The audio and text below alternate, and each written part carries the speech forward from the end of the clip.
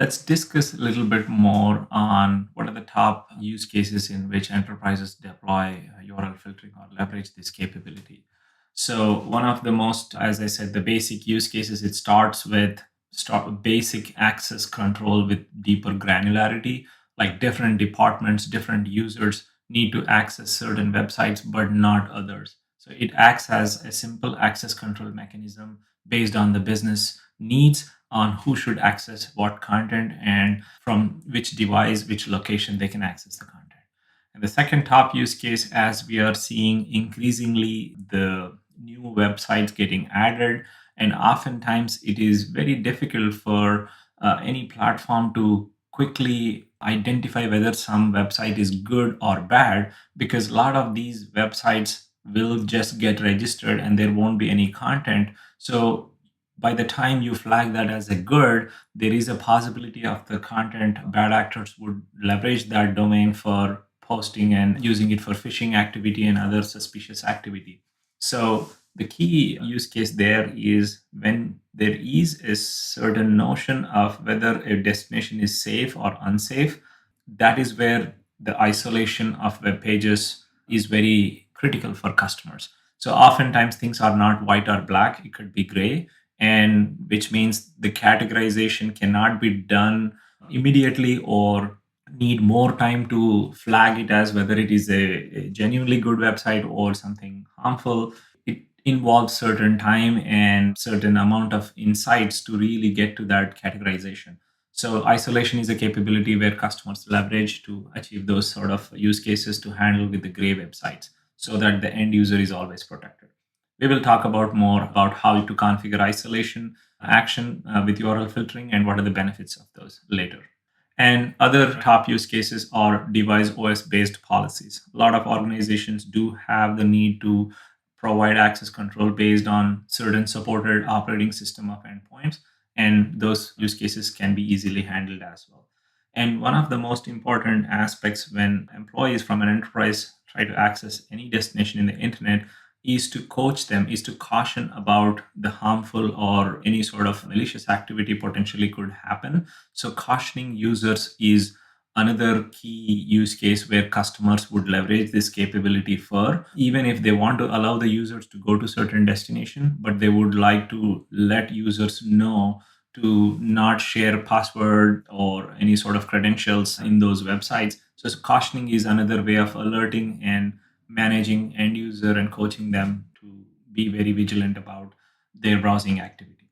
The other use cases are around user agent based policies. Some enterprises do have a need for providing access control based on user agent, the details within the specific user agent in terms of what is the browser supported, what is the operating system, what are the file types, and so on. Similarly, enterprises do have a need for providing browsing access only in certain time of the day or certain days of the week.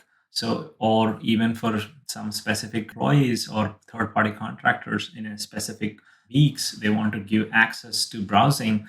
So, time based policies is another top use case you could leverage along with the URL filtering policies. And there are other capabilities around triggering a rule expiration based on certain access for third parties. As long as that project they get access, and once they're gone, it automatically the rule gets expired. There are some use cases which are useful in that sense.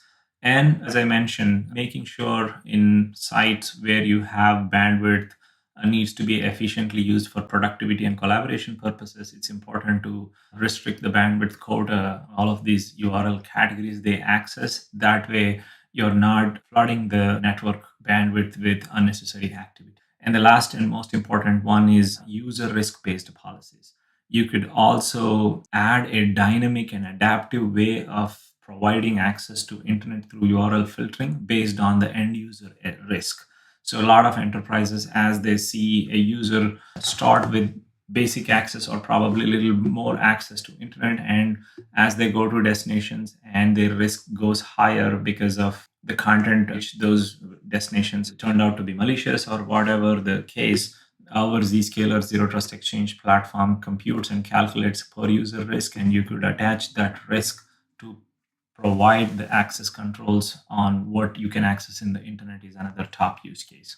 So there are more use cases along this, but these are some of the popular ones we see on our platform today.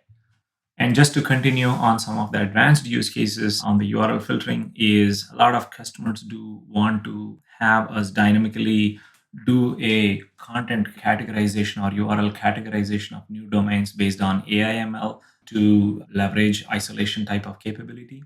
Another popular use case is to always turn on safe search. When you are doing some search in popular web search sites like Google and so on, you can always enable a configuration to by default for entire enterprise users to have a safe search turned on.